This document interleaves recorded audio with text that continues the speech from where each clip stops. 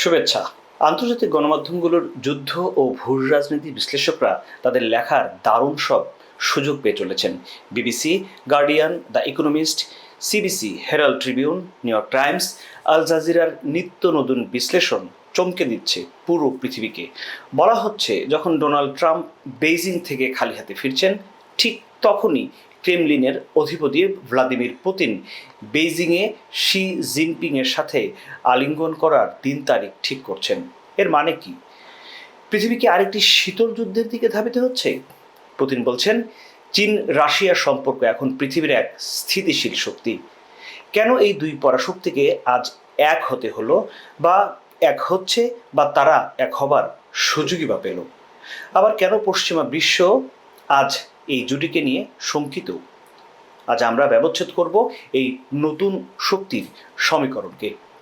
প্রথমে আসুন দেখে নেই এই জুটির শক্তিমত্তার খবর নিয়ে কোন কোন গণমাধ্যম ঠিক কি বলছে। মধ্যপ্রাচ্যের খুব গুরুত্বপূর্ণ দেশ কাতার, সেই কাতারের প্রভাবশালী গণমাধ্যম আল জাজিরা এই জোটকে বলছে a counter balance to western hegemony. Al জাজিরার বিশ্লেষণে উঠে এসেছে, যুক্তরাষ্ট্র যখন ইরান যুদ্ধ নিয়ে ব্যতিব্যস্ত, তখন চীন ও রাশিয়া মিলে একটি সমান্তরাল বিশ্ব ব্যবস্থা তৈরি করছে, যেখানে ডলারের কোনো দাপট থাকবে না। হংকং ভিত্তিক সংবাদ মাধ্যম সাউথ চাইনা পোস্ট লিখেছে, পুতিন ও শি জিনপিংয়ের এই বৈঠক মূলত ট্রাম্পের আমেরিকা ফার্স্ট নীতির কফিনে শেষ পেরেকের মতো। তারা এই সম্পর্ককে নো লিমিটস পার্টনারশিপ 2.0 হিসেবে আখ্যা দিয়েছে, যা মূলত এশিয়ার মার্কিন প্রভাবকে হটিয়ে দিতে পারে। রয়টার্স তাদের প্রতিবেদনে লিখেছে, শি জিনপিং সরাসরি বলেছেন যে চীন ও রাশিয়ার সম্পর্ক কেবল দ্বিপাক্ষিক নয়, এটি বিশ্ব শান্তি রক্ষায় একটি অপরিহার্য স্তম্ভ। রয়টার্স ইঙ্গিত দিচ্ছে, এই দুই দেশ এখন মধ্যপ্রাচ্য এবং ইউক্রেন সংকটে আমেরিকার মধ্যস্থতাকে আর গুরুত্ব দিতে রাজি নয়। আলোচনা চলছে কেন এমন শক্তির প্রয়োজন পড়ল। এই প্রশ্নের উত্তর 3টি পয়েন্টে দেওয়া যেতে পারে। 1, মার্কিন নিষেধাজ্ঞার ব্যর্থতা। ট্রাম্পের স্যাংশন বা নিষেধাজ্ঞার রাজনীতি চীন ও রাশিয়াকে দেয়ালে পিঠ ঠেকিয়ে দিয়েছিল। এখন তারা বুঝতে পারছে, আলাদাভাবে লড়াই না করে একসাথে থাকলে মার্কিন ডলারকে অচল করেও দেয়া সম্ভব। 2, নিরাপত্তার নিশ্চয়তা। ইউক্রেন এবং তাইওয়ান এই দুই ফ্রন্টে আমেরিকা চাপ দিচ্ছে, তাই রাশিয়া ও চীন একে অপরের পিঠ বাঁচানোর জন্য এই জোটকে স্থিতিশীল শক্তি হিসেবে জাহির করার চেষ্টা করছে। এছাড়া রয়েছে গ্লোবাল সাউথের নেতৃত্ব। এশিয়া, আফ্রিকা এবং লাতিন আমেরিকার দেশগুলো এখন আমেরিকার মাতব্বারি থেকে মুক্তি চায়। তাদের ভাষায় চীন রাশিয়ার সেই দেশগুলোকে কি একটা বিকল্প ছাতা দিতে চাইছে? মূলত যুদ্ধ থেকে দূরে রাখতে চাওয়ার প্রতিশ্রুতি দিয়ে প্রেসিডেন্ট ডোনাল্ড ট্রাম্প কেন ভেনেজুয়েলা আর ইরানে আক্রমণ করলেন, এটা নিয়ে খোদ আমেরিকার মানুষ হতবাক হয়ে পড়েছেন। তারা দেখতে পাচ্ছেন, মেক আমেরিকা গ্রেট এগেইন থেকে দূরে সরে আমেরিকা বিশ্বকে অস্থির করছে, যেখানে চীন ও রাশিয়া বাণিজ্য এবং অবকাঠামো উন্নয়নের মাধ্যমে স্থিতিশীলতা আনছে। তবে এটাও বাস্তবতা যে এটি মূলত একটি ন্যারেটিভ বা প্রচার যুদ্ধ। কিন্তু চীন ও রাশিয়ার এই স্থিতিশীল শক্তি হয়ে ওঠার পেছনে আসল রহস্যটা কি? এটা কি কেবল সাময়িক বা সামরিক বন্ধুত্ব? মোটেও না।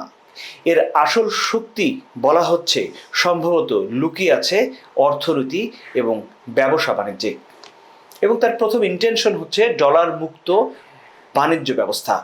চীন ও রাশিয়া এখন আর ডলারে ব্যবসা করতে চাইছে না, তারা নিজেদের মুদ্রা ইউয়ান ও রুবল লেনদেন করছে। পুতিন এবং শি জিনপিং এই স্থিতিশীলতার অর্থ হলো, আমেরিকা যদি কাল কোনো দেশের উপর নতুন কোনো নিষেধাজ্ঞা দেয়, তবে সেই দেশ এখন আর ভয় পাবে না, কারণ চীন রাশিয়ার বিকল্প র্যাঙ্কিং ব্যবস্থা এখন তৈরি। দাবি করা হচ্ছে, ট্রাম্পের ইরান যুদ্ধ তার একান্ত খামখেয়ালিপনা অথবা ভেতরে ভেতরে ব্যবসায়িক স্বার্থ রক্ষা নতুন এই প্রক্রিয়াকে আরও অন্তত 10 বছর ত্বরান্বিত করেছে। শক্তির এই কেন্দ্রবিন্দু আগে বলা হতো all roads lead to Rome, এখন পুতিন আর শি জিনপিং বিশ্বকে বলছেন all roads led to Eurasia. তারা ইরানকে স্থিতিশীল শক্তির অংশ করে নিয়েছে। এর ফলে হরমুজ প্রণালী বন্ধ থাকলেও চীন আর রাশিয়া বিকল্প স্থলপথ বা পাইপলাইনের মাধ্যমে শক্তি সরবরাহ নিশ্চিত করার পরিকল্পনা করছে। ট্রাম্প যখন সমুদ্র অবরোধ করে বসে আছেন, পুতিন আর শি জিনপিং তখন মহাদেশের ভেতর দিয়ে নতুন এক ধমনী তৈরি করছেন। গ্লোবাল সাউথ বার্তা দিচ্ছে ভারত, ব্রাজিল বা দক্ষিণ আফ্রিকার মতো দেশগুলো এখন এই স্থিতিশীল শক্তির দিকে তাকিয়ে আছে। কারণ প্রচারণা বা বয়ানটাও ঠিক এমনই, যেখানে বলা হচ্ছে আমেরিকা মানেই শুধু নিষেধাজ্ঞা আর মুদ্রাস্ফীতি, আর চীন রাশিয়া জোট মানেই হলো বড় বড় ইনফ্রাস্ট্রাকচার প্রজেক্ট এবং নিরবিচ্ছিন্ন ব্যবসা বাণিজ্য। বলা হচ্ছে এই বার্তাটি ট্রাম্পের 2026 সালের চীন সফরকে অনেকখানি ম্লান করে দিয়েছে এবং ট্রাম্প সেটি বুঝতে পেরেছেন ঠিক পরেই। বিশ্লেষকরা এর চেয়েও এক কাঠি সরেসের মতো বলতে চাচ্ছেন আরেকটি বাক্য। তারা বলতে চাচ্ছেন পুতিন আর শি জিনপিংয়ের এই জোট কেবল ট্রাম্পকে থামানোর জন্য নয়, এটি আগামী 100 বছরের জন্য পশ্চিমা আধিপত্যকে চ্যালেঞ্জ করার একটি প্রস্তুতিও।